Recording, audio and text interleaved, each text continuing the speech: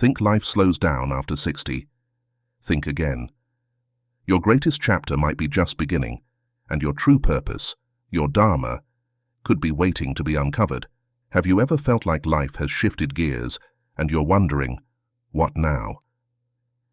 After decades of building careers, raising families, or chasing goals, many of us reach a point where we ask ourselves, what's my purpose now?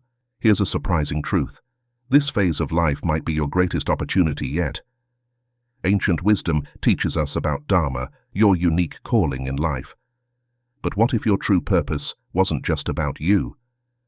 What if it's about using your experience, wisdom, and passions to serve others and find deeper fulfillment than ever before? Stay with me, because this could change how you view the rest of your life. What is Dharma? Let's start with the basics. Dharma, a concept rooted in Hindu and Buddhist philosophy, refers to your life's purpose or duty. But it's not just about a job or a role in society, it's deeper than that. It's the unique combination of your talents, passions, and values working together to benefit not only yourself, but the world around you. Now, here's where things get interesting. Dharma isn't just about personal growth, it's also about service, how you can use your gifts to uplift others. But how do we bridge this gap between personal fulfillment and serving a greater good? That's what we're here to uncover. Why service is central to Dharma. Here's the paradox. When you focus solely on yourself, life feels empty. But when you serve others, you find fulfillment. Why? Because service connects us to something bigger than ourselves. Let's look at the examples of great spiritual leaders like the Buddha. After achieving enlightenment, he didn't retreat into isolation. Instead, he spent his life teaching others how to awaken. Even in the Hindu epic Bhagavad Gita, Arjuna learns that his Dharma isn't just about personal gain. It's about serving his people, even when it's uncomfortable. These teachings emphasize that service isn't a burden. It's the path to discovering who you truly are. Modern psychology backs this up.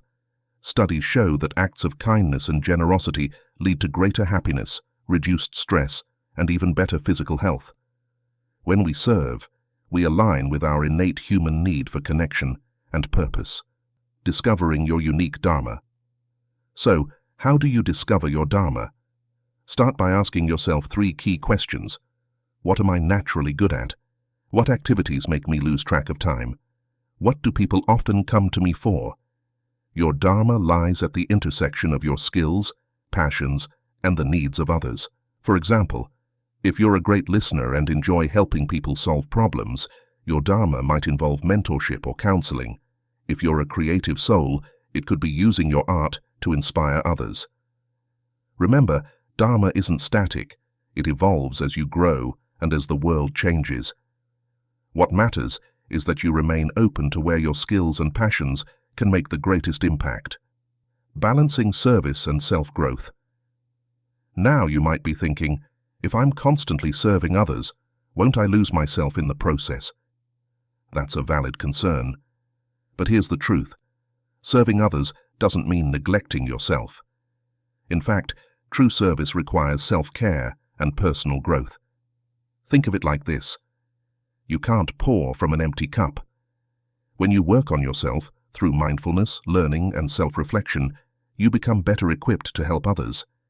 And in turn, serving others helps you grow by teaching you humility, patience, and empathy. It's a beautiful cycle where personal growth and service feed into each other. The challenge of letting go of expectations. But here's the catch. Service isn't always easy. Sometimes it feels thankless. You might wonder if your efforts even make a difference. This is where the teachings of the Bhagavad Gita and Buddhism come in. Both emphasize the importance of letting go of attachment to outcomes. Serve not for recognition, but because it's the right thing to do. As the Bhagavad Gita teaches, you have the right to action, but not to the fruits of action. When you approach service with this mindset, it becomes liberating rather than burdensome. Practical steps to align your Dharma with service. So, how can you start aligning your Dharma with service today? Here are a few practical steps. Identify a cause that resonates with you.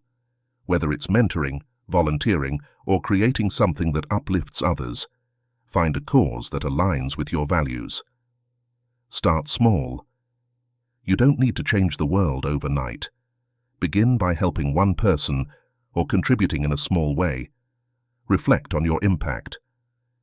Take time to notice how your actions affect others and how they make you feel. Practice mindfulness. Stay present in your actions, focusing on the joy of giving rather than the results. These steps aren't just about doing, they're about becoming. Each act of service brings you closer to your true self, expanding the idea of service. But what if traditional service doesn't resonate with you? That's okay. Service isn't limited to volunteering or charity. It can take many forms. If you're an artist, your work can inspire and heal. If you're a teacher, your guidance shapes future generations. Even a kind word or a moment of patience can be an act of service. The key is intention. When your actions are rooted in a desire to uplift others, they align with your Dharma, no matter the form they take. Why service is the path to fulfillment. Ultimately, aligning your Dharma with service isn't about sacrificing yourself. It's about finding the truest version of yourself. When you serve others, you step into your higher purpose. You realize that life isn't about what you get, but what you give. And here's the most beautiful part. The more you give, the more you grow. Each act of service becomes a mirror, reflecting your potential, your strengths, and your capacity for love. Closing reflection. So, what's your Dharma? How can you use your unique gifts to serve others and grow in the process? Remember, purpose isn't something you find, it's something you create, moment by moment, action by action.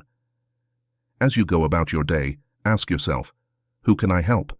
What can I give? How can I serve?